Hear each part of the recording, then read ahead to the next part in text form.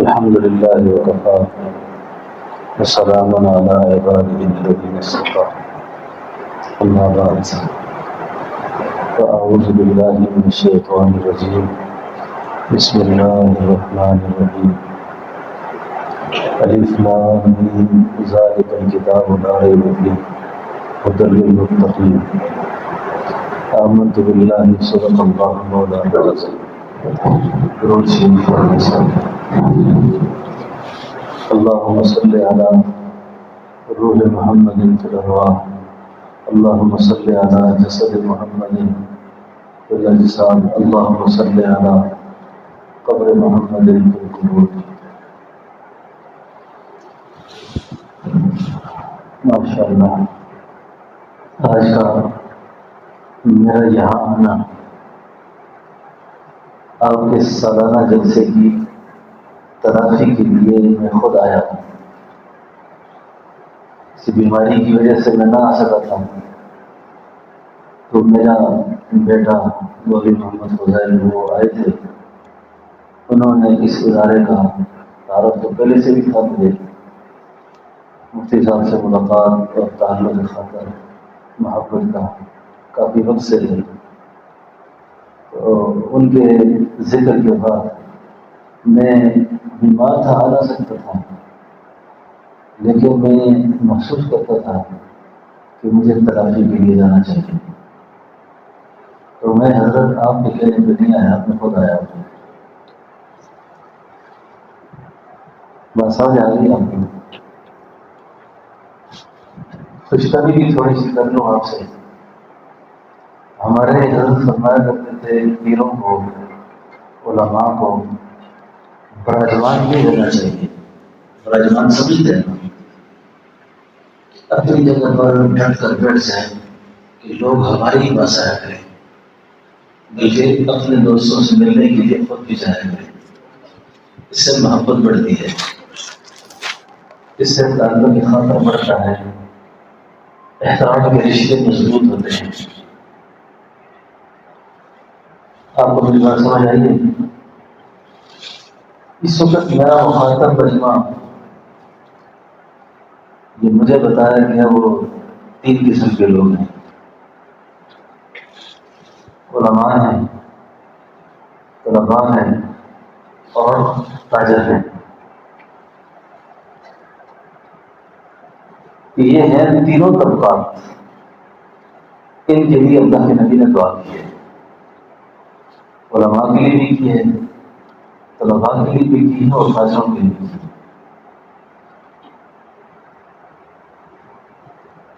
علماء جیسے انبیاء کے وارث ہیں. علماء انبیاء کے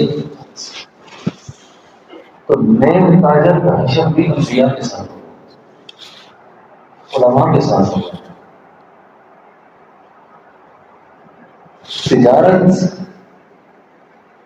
تجارت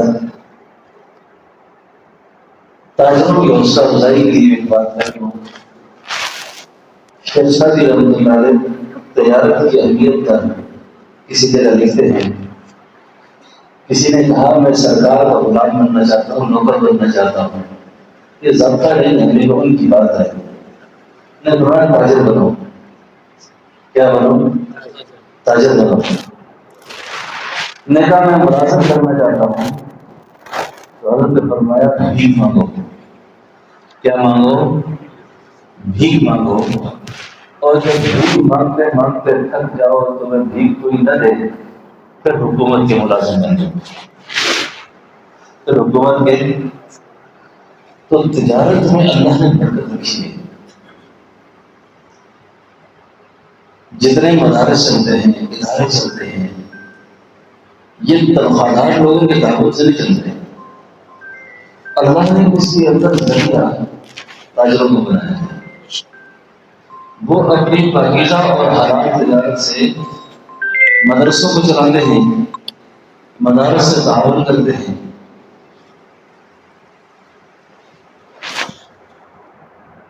اور وہ کئی سارے علماء اور طلباء اور دینی کاموں میں معاونت کرتے ہیں. ایک عالم دین تھے جن ان کا بیٹا مدرسہ پڑھنے سے بھاگ گیا. وہ بزرگ سارے فراج تھے. بیٹا سمجھ رہتا تھا، رات کو آ جاتا تھا. باپ سمجھتا تھا شاید یہ پڑھ رہا ہے، تو وہ کسی درزی کی دکان پر بیٹھ کر درزی بن گیا. کچھ عرصے بعد باپ نے بیٹے سے پوچھا کہ تم فارغ کب ہو گئے؟ تو بیٹے نے کہا کہ میں تو پڑھ نہیں رہا، میں تو درزی بن گیا ہوں، تاجر بن گیا ہوں. باپ کو افسوس بہت ہوا کہ میری چاہت پر اس نے نہیں چلا، لیکن اس کا ذہن دیندار تھا. اس نے اس درزی کی دکان سے کام شروع کر کے گورنمنٹس کی ایک فیکٹری بنائی، کام شروع کیا. جب وہ دنیا سے رخصت ہوا، عبداللہ اس کا نام تھا، تو اس کی ہندوستان، پاکستان کے اندر، بنگلہ دیش کے اندر 68 فیکٹریاں تھیں. کتنی فیکٹریاں؟ اور پاکستان، بنگلہ دیش اور ہندوستان کے 4000 مدارس اس کے ذریعے کی عبادت ہے.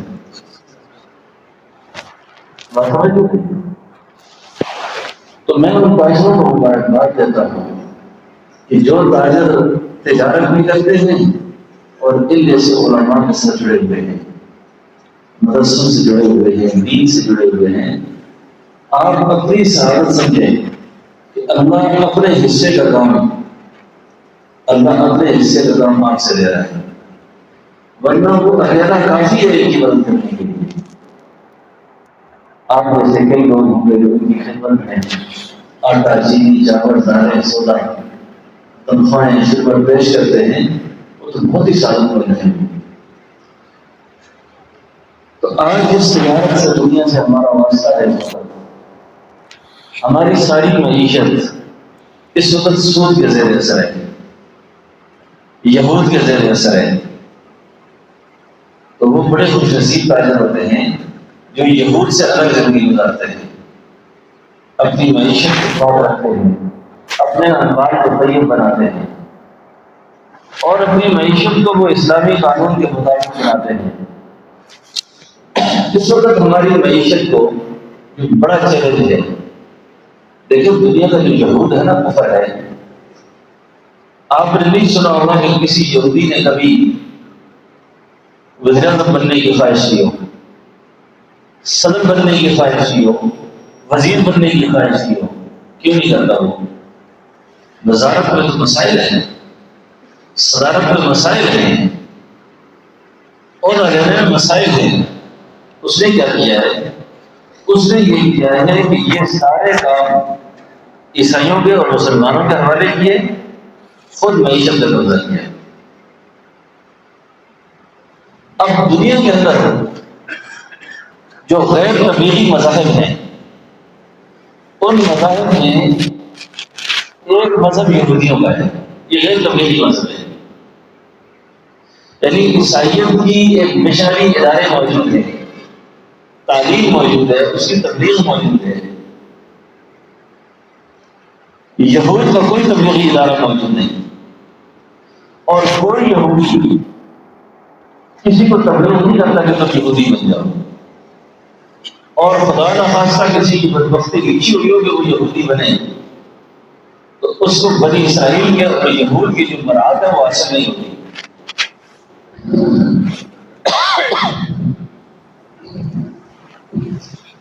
اس کو یہود والی مراد حاصل نہیں ہوتی.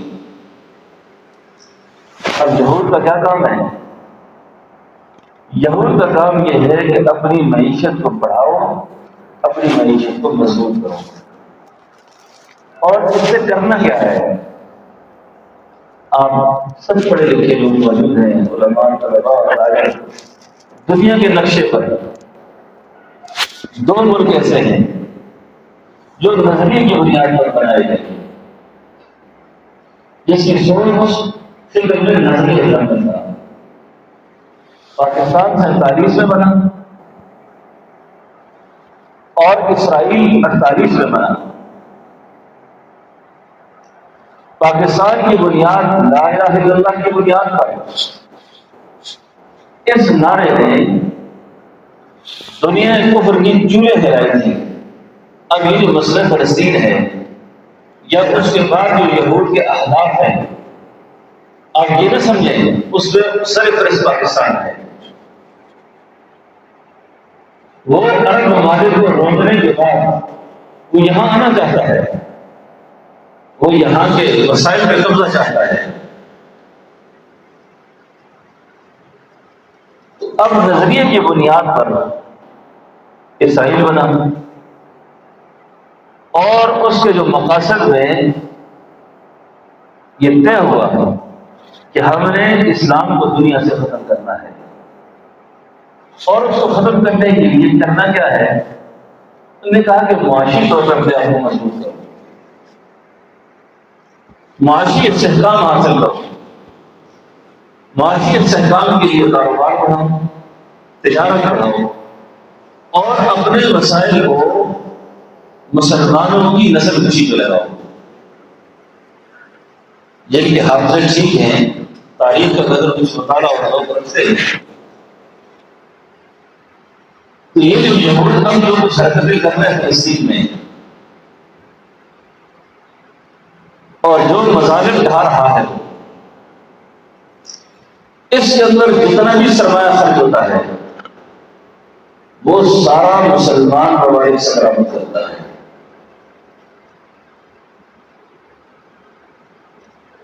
وہ سارا مسلمان ممالک سے برآمد ہوتا ہے۔ مثلا ہمارے سامنے تو صرف اس وقت ایک بات ہے جی کہ اس دکاندار کے پاس برانڈا رکھا ہوا ہے، اس کے پاس پیپسی ہے، اس کے پاس اسپرائٹ ہے، تو یہ تو بہت معمولی چیزیں ہیں۔ ہمارا کچن اور ہمارے چولہے کے اندر جتنا سامان تیار ہوتا ہے ہمیں پتہ ہی نہیں ہے کہ ہم یہود کا استعمال کر رہے ہیں۔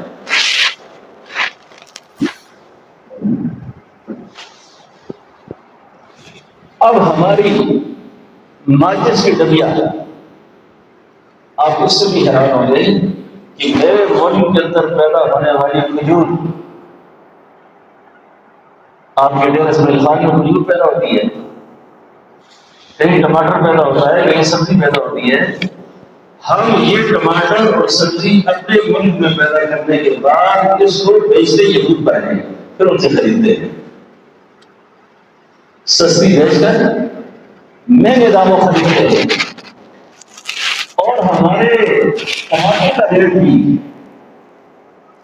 ہمارے اپنی پیداوار میں چاول کا ریٹ بھی IMF سے کرتا ہے، ورلڈ بینک طے کرتا ہے، یہود کے وہ بڑے بڑے تاجر طے کرتے ہیں، جو امازون جو آج کل کے دنیا کے اندر کاروباری نظم ہے۔ اب اس میں وہ بیٹھے بٹھائے خریدتے ہیں اسٹاک ایکسچینج میں، اور ہمیں بھی بیچتے ہیں، اور ہمیں پتہ ہی نہیں، ہمیں پتہ نہیں ہوتا ان چیزوں کا۔ اس لیے ایک تو مسلمان تاجر کی جو سب سے بڑی ذمہ داری اس وقت غزہ کے جہاد میں ہے، غزہ کے جہاد میں وہ تو بہت عظیم المرتبت لوگ ہیں۔ ہم جیسے لوگ ہوتے ہیں نا، اللہ نہ کرے ہم کب بھی بیچ چکے ہوتے۔ آپ کو پتا ہے کہ امریکہ کے ایک وزیر خارجہ نے بیان دیا تھا کہ پاکستانی وہ قوم ہے جو ڈاکٹروں پر ماں کو بیچ دیتے ہیں۔ بیٹی تو ہم نے بیچ کے دکھائی ہے نا دنیا کو، ڈاکٹر افضل کو بیچا کہ نہیں بیچا؟ اب جو غزہ کے جہاد میں ایک مسلمان تاجر کا اور ایک مسلمان شخص کی کیا ذمہ داریاں ہیں؟ جیسے مفتی عثیان کرام نے اعلان کیا جہاد کا، یہ جہاد فرض ہو چکا ہے۔ اب میں اس حالات میں کیا کر سکتا ہوں؟ میرا یہ تاجر بھائی کیا کر سکتا ہے؟ اس جہاد میں میرا یہ حصہ ہے کہ سب سے پہلے میں یہود کی کوئی چیز نہ خریدوں، نہ استعمال کروں، اور اپنے دائرہ کار سے صرف ابھی غزہ کے جہاد تک نہیں، ہمیشہ کے لیے یہود سے ایسا بائیکاٹ کرو سیاسی طور پر، معاشی طور پر، کہ یہود کی نسلیں یاد کریں۔ اب بھی الحمدللہ اتنا معاشی بائیکاٹ ہوا، اس کے جو اثرات پڑے ہیں، کھربوں ڈالر کا نقصان ہوا ہے اسرائیل کو، اور اسرائیل کے اندر اندرون خانہ ان کے نظام کے خلاف، سسٹم کے خلاف، حکومت کے خلاف ایک زبردست جنگ شروع ہے وہاں پر، کہ تم نے غزہ کے اندر جہاد یہ جنگ مسلمانوں کے خلاف چھیڑ کر اپنی معیشت کو کیوں بٹھایا؟ اور 80 لاکھ کی آبادی ہے غزہ میں، شہداء کی تعداد اگر بہت زیادہ ہے تو 1 لاکھ ہے، یہ 69 لاکھ لوگ ابھی زندہ ہیں۔ نور خدا ہے کفر کی حد تک تخمدن، ٹھونکوں سے یہ چراغ بجھائے نہ جائیں۔ اسلام غالب ہونے کے لیے آیا، مغلوب ہونے کے لیے نہیں آیا۔ میرا عام مزاج یہ ہے کہ میں مظالم بیان نہیں کرتا، شہادت کو مصیبت بنا کر بیان نہیں کرتا، غم بنا کر بیان نہیں کرنا چاہتا۔ شہادت تو نعمت ہے، شہادت مصیبت نہیں ہے، شہادت غم نہیں ہے۔ اور جو غزہ کے جہاد میں اس وقت جو اس کی مخالفت کرتے ہیں اور یہ الفاظ استعمال کرتے ہیں کہ حماس کو کیا ضرورت تھی کہ انہوں نے یہ جنگ چھیڑی ہے، بھائی میں یہ عرض کر رہا ہوں کہ ہم نے نہیں چھیڑی، ہم تو دفاع کر رہے ہیں اپنا، ہم تو دفاع کر رہے ہیں، ہم نے اپنا دفاع کیا ہے اور ہم دفاع کا حق رکھتے ہیں۔ اور مسجد اقصی قبلہ اول صرف فلسطینیوں کی نہیں ہے، یہ تو ساری امت کی ہے، قبلہ اول تو سب کا ہے، اور وہ اس میں فرض کفایہ ادا کر رہے ہیں۔ اور جب تک آپ جتنی ویڈیو دیکھتے ہیں، آپ کو کسی فلسطینی بچے پر گھاس کھا کر بیچاروں نے گزارا کیا کر رہے ہیں، قحط کی انتہا ہے بعض علاقوں میں، لیکن ان کے چہروں پر کوئی پشیمانی نہیں، ان کے چہروں پر کوئی ندامت نہیں ہے، یا ان کے ادارے ہیں اس ملک کے اندر کسی آدمی نے اپنے مجاہدین کے خلاف یہ کہا ہو کہ کتنا غلط فیصلہ کیا ہے انہوں نے، آپ نے سنی یہ بات ہوگی؟ اصل میں وہ شوق شہادت کو سمجھتے ہیں اور جذبہ جہاد کو سمجھتے ہیں کہ جہاد ہے کیا چیز ہے۔ تو بہرحال غزہ کے جہاد میں جو معاشی بائیکاٹ کی، آپ جتنے بچے جتنے طلباء ہیں، اب آپ سب کے سب اسلام کے سفیر بن کر غزہ کے مجاہد کی حیثیت سے، اسلام کی نمائندے کی حیثیت سے، اپنے محلے کی پاپڑ بیچنے کی چھوٹی سی دکان ہے، اس سے لے کر ہول سیل کی بڑی دکان تک سب تک یہ دعوت پہنچائیں کہ اگر ہم غزہ میں اور کچھ نہیں کر سکتے، کم از کم ان کی پروڈکٹس اور ان کی اشیاء کو اور ان کی چیزوں کو ہم استعمال نہ کریں۔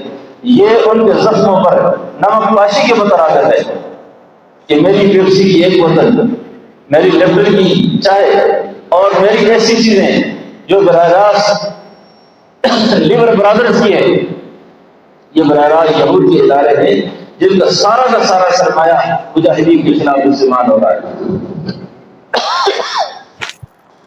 تو انشاءاللہ کوشش کریں گے نا اس کی۔ تو تمام تاجر حضرات سے اس بات کی خصوصی درخواست ہے، ورنہ اللہ کے پاس جانا ہے۔ یہ بات چھوڑ دو بالکل کہ جی پاکستانی مصنوعات اچھی نہیں ہیں، پاکستانی مصنوعات اچھی نہیں ہیں، پاکستانی مصنوعات اچھی ہیں، پاکستان اچھا ہے، پاکستان اللہ کی بہت بڑی نعمت ہے۔ دیکھو یہ پاکستان ایک آزاد ریاست ہے جس میں ہم سب بیٹھ کر دیکھو یہ قرآن حدیث کی تعلیم دے رہے ہیں، مدرسے بنا رہے ہیں، پڑھ رہے ہیں، پڑھا رہے ہیں، اللہ کا شکر ہے۔ اور میں آپ سے اس موقع پر یہ بات بھی کرنا چاہتا ہوں، گول بنالی حقیقت ہے یا نہیں ہے، ہماری جو جدری سرحدات ہیں، اس وقت سرحدات پر جنگ چھڑی ہوئی ہے کسی نہ کسی درجے میں۔ اگر یہ مسئلہ فلسطین سے نظر ہٹانے کی کوشش ہے کہ لوگ اس طرف نہ سوچیں، اس طرف کی سوچ میں آ جائیں، وہ بات اپنی جگہ پر ہے کہ ہم اس کو سوچیں یا نہ سوچیں، لیکن جب اپنے ملک کی سالمیت کی بات آئے گی تو ہم کون ہیں؟ ہم فوج کا حصہ ہیں۔ ہم کس کا حصہ ہیں؟ فوج ہماری ہے، فوج کے اندر جو سپاہی ہیں وہ ہمارے ہیں. ہم اپنے ملک کے تحفظ کے لیے اس بات کا حق رکھتے ہیں کہ ہم اپنے ملک کی فوج اور حکومت اور اداروں کے ساتھ شانہ بشانہ کھڑے ہو کر یہود کو بھی 65 کی یاد تازہ کروائیں. یہ اپنی جگہ ہمارا ایک سوال کوئی کرے تو کبھی بھی کسی سازش کا حصہ نہیں بننا، کبھی کسی سازش کا حصہ نہیں بننا. حکمت اور دانائی کے ساتھ ہمارے اکابر نے ہمیں اپنے مدارس کا تحفظ کیا ہے. ہمیں لوگ چھیڑتے ہیں، ہمیں اگلواتے ہیں، ہم سے ہم یوں سمجھتے ہیں جیسے ہم کو پاکستان کا دشمن ہے یا ہم پاکستان کے خلاف سوچنے والے ہیں. پاکستان ایک اسلامی ریاست ہے جس کے بارے میں شیخ الاسلام حضرت مدنی نے فرمایا تھا مسجد جب تک بنتی نہیں ہے اس میں اختلاف ہوتا ہے، جب بن جائے اس میں کوئی اختلاف نہیں ہے. اب یہ سب دلالی بچم، یہ ہمارا وقار ہے، ہماری شان ہے، ہم نے اس کا تحفظ کرنا ہے. اس کو تو میں درمیان میں بات آ گئی. اب جو تاجر حضرات ہیں جس میں معیشت میں نے تھوڑا سا ذکر کیا، اس میں تھوڑے سے آنکھیں کھولنے کے لیے ہمیں ایک بات چاہیے. اسرائیل کی ایک وزیر خارجہ گزری ہے، ایک خاتون وزیر اعظم تھی. اس وزیر اعظم خاتون کا نام ہے گولڈ میئر. یہ اسرائیل کی وزیر اعظم تھی 1970 میں. اس امریکہ کا وزیر خارجہ آتا ہے، تل ابیب کے ایئرپورٹ پہ اترتا ہے اور اس وزیر خارجہ کو لینے کے لیے یہ خاتون گاڑی ڈرائیو کر کے خود جاتی ہے اور بغیر کسی سرکاری اعزاز اور پروٹوکول کے وزیر اعظم وزیر خارجہ کو اپنے ساتھ بٹھاتی ہے، اپنے گھر لے آتی ہے. جب اپنے گھر لے آتی ہے، ایک ملک دوسرے ملک کے ساتھ اسلحے کا اور جنگی معاہدہ کرتا ہے اور اس وقت اس معاہدے میں یہ بات شامل ہے کہ ہم نے اس فلسطین کو، اس غزہ کو اور اس سارے علاقے کو مسلمانوں سے خالی کرنا ہے. اور یہ جنگی معاہدہ اب بھی اس کی پیٹھ پر امریکہ جیسی ناسور طاقت ہے. اب معاہدہ ہو رہا ہے، وزیر اعظم اپنے ہاتھوں سے چائے بناتی ہے اور اس کو چائے پلاتی ہے اور ساتھ دفاعی معاہدے پر دستخط ہو رہے ہیں. وہ وزیر خارجہ پوچھتا ہے اس وزیر اعظم سے کہ تو اس ملک کی وزیر اعظم ہے اور اتنی سادگی. وہ آگے سے کہتی ہے کہ یہ سادگی میں نے مسلمانوں کے نبی سے سیکھی ہے، مسلمانوں کے پیغمبر سے سیکھی ہے. بتاؤ کیسے؟ اس نے کہا مسلمانوں کے نبی کی ایک بیوی تھی جس کو مسلمان سیدہ طیبہ طاہرہ اما عائشہ صدیقہ کہتے ہیں. وہ جو اما عائشہ صدیقہ ہے وہ روایت کرتی ہیں کہ جس وقت میرے سرکار رسول اللہ صلی اللہ علیہ وسلم دنیا سے رخصت ہوئے تو میرے گھر میں چراغ روشن کرنے کے لیے تیل نہیں تھا، لیکن آپ کے حجرہ مبارک کے اندر 12 تلواریں لٹک رہی تھیں. 12 تلواریں لٹک رہی تھی. ہم نے یہ فیصلہ کیا ہے کہ جس ملک کی معیشت کمزور ہو، جو ملک معاشی طور پر استحکام میں نہ ہو، اگر اس ملک کے وزراء اور بڑے لوگ عیاشیاں کریں تو یہ اپنی قوم اور ملت کے ساتھ بہت بڑی غداری ہے. اب وہ منصوبہ بندیاں کرتے رہے، ہم عیاشیوں میں لگے رہے. وہ اپنے سودے بنا کر ہم پہ بیچتے رہے، ہمیں شعور ہی نہیں آیا. صرف حکیم سعید شہید اللہ اس کو درجے بلند کرے بہت عظیم انسان گزرا ہے. ایک روح افزا بنائی اس نے،